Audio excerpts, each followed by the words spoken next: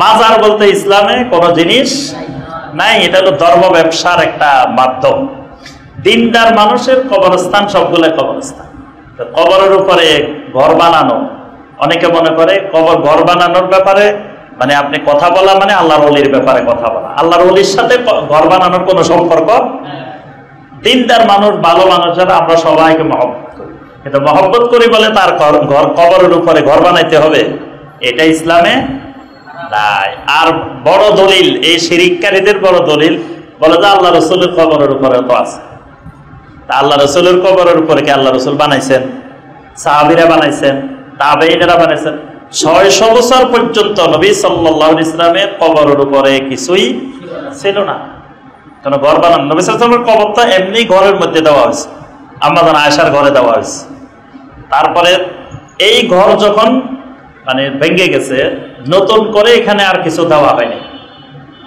600 বছর পরে আসি এখানে আস্তে আস্তে ঘর বানানো শুরু হয়েছে, গম্বুজ বানানো শুরু হয়েছে। ওই সময়কার শাসক যারা ছিলেন, পরবর্তীতে যখন ইমাম মুহাম্মদ বিন আব্দুল ওয়াহাব রাহিমাহুল্লাহ যখন তাজদীদি আন্দোলন, সংস্কার আন্দোলন সফল হলো, সব এরকম শিরকের আস্তানা ভাঙা হয়েছে।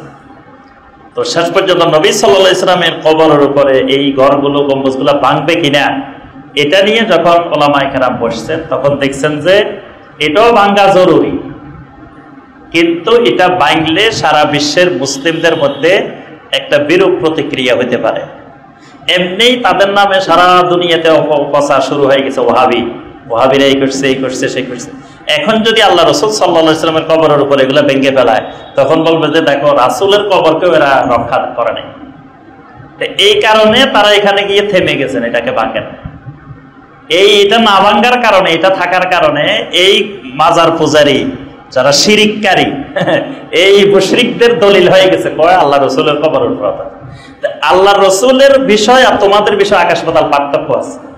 কারণ আল্লাহ রসুলেরা যেখানে মারা যাবেন সেখানে দাফন করতে হবে।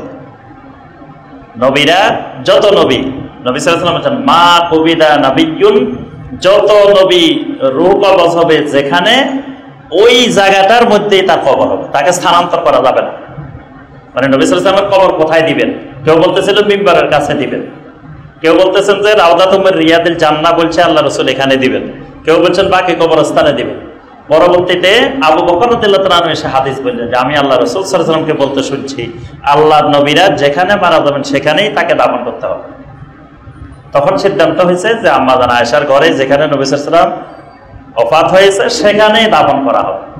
তো এটা নবীদের ব্যাপারে খাস, পৃথিবীর আর কোনো মানুষ যেখানে মারা যাবে সেখানে দাফন করা যাবে না। তা আল্লাহ রসুলের ওইটার সাথে যদি ঘর থাকেও, তারপরেও নবীর সাথে ওইটার উপরে কেয়াস করি কবরের উপরে কোনো ঘর বাড়ি স্থাপনা বানানো নবী সাল্লাল্লাহু আলাইহি ওয়াসাল্লাম সরাসরি নিষেধ করেছেন। নাহা রাসূলুল্লাহ সাল্লাল্লাহু আলাইহি ওয়াসাল্লাম আন ইউজাসসাসাল কবর, কবরকে চুনকাম করতে আল্লাহ রসুল নিষেধ করেছেন।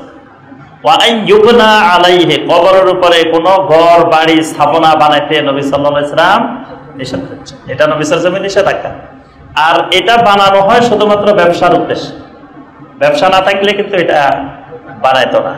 এটা ব্যবসায়িক উদ্দেশ্যে, বাণিজ্যিক উদ্দেশ্যে বানানো। রেল লাইনের সাথে কখনো দেখবেন যে কোনো মাজার নাই। হ্যাঁ, ট্রেন তো থামে না, টাকা তোলার কোনো ব্যবস্থা নেই। এই জন্য যত মাজার আছে সব হয় বাস রোডের সাথে, বাসের সাথে বা অন্যান্য জায়গায়, কিন্তু রেল লাইনের সাথে করে না, কারণ ওখানে তো টাকা তোলার সিস্টেম নেই। অর্থাৎ এটার সাথে আল্লাহর ওলিদের কোনো সম্পর্ক নেই, দ্বীনের কোনো সম্পর্ক নেই। তবে সাধারণ মানুষ গিয়ে সেটা ভেঙে ফেলা যাবে না। শিরিকের যত আস্তানা আছে এগুলো প্রশাসনিকভাবে, রাষ্ট্রীয়ভাবে এগুলো ভাঙবে। এগুলো ব্যক্তি যদি ব্যক্তি এইভাবে করতে থাকে তখন সমাজে বিশৃঙ্খলা দেখা দেয়। এই জন্য নিজেরা গিয়ে স্বপ্রণোদিত হয়ে এটা ভাঙা। আর দেখেন বাংলাদেশে এখনো শিরিকের ভিত্তি কত মজবুত, মাজার রক্ষার জন্য কত মানুষ দাঁড়াই গেছে এই দেশে। তাহলে এই দেশে কিভাবে আল্লাহর দিন কায়েম হবে? কোন সরকার যদি ক্ষমতায় যায়, ইসলামী সরকার যদি ক্ষমতায় যায়, বলে যে এই দেশে শিরিক থাকবে না, ওই সরকার টিকতে পারবে না। কারণ ওই সরকারের জনগণ পাক্কা শিরিকওয়ালা। যে সরকার ইসলাম কায়েম করবে ওই সরকারের জনগণ হলো এখনো পাক্কা শিরিকের মধ্যে ডুবে রয়েছে, যারা মাজার রক্ষা করার জন্য জীবন দিতে প্রস্তুত হয়ে যায়।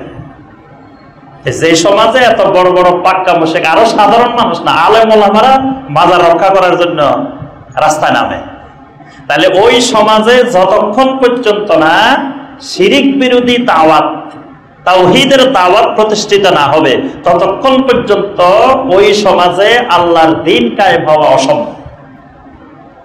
এই জন্য আগে মানুষের চিন্তা চেতনায় তাওহীদ ঢুকাইতে হবে, তাওহীদ বুঝাইতে হবে, শিরিক এবং তাওহীদ। এই জন্য যুগে যুগে নবী রাসূলরা এসেই কিন্তু রাষ্ট্র ক্ষমতায় বসেন নাই।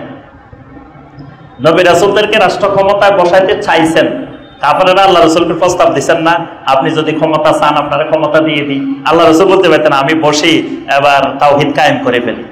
তা আল্লাহ রাসূল বসেন কাদেরকে দিয়ে তাওহীদ কায়েম করবেন? আবু জাহেল, আবু লাহাবদেরকে দিয়ে তাওহীদ কায়েম করবেন। যতক্ষণ পর্যন্ত নবী সাল্লাল্লাহু আলাইহি ওয়াসাল্লাম তাওহীদের দাওয়াত এবং আহলুত তাওহীদ যতক্ষণ পর্যন্ত গঠন করেন নাই ততক্ষণ নবী সাল্লাল্লাহু আলাইহি ওয়াসাল্লাম রাষ্ট্র ক্ষমতায় বসেন নাই। মুসা আলাইহিস সালাম, ফেরাউন যখন সাগরে ডুবে গেছে, তো মিশর খালি পড়ে রয়েছে না, শাসক তো নাই, তো মুসা আলাইহিস সালাম আবার চলে আসতে পারতেন না যে এই সুযোগে রাষ্ট্র খালি পড়ে রয়েছে, আমি ক্ষমতা দখল করে ফেলি।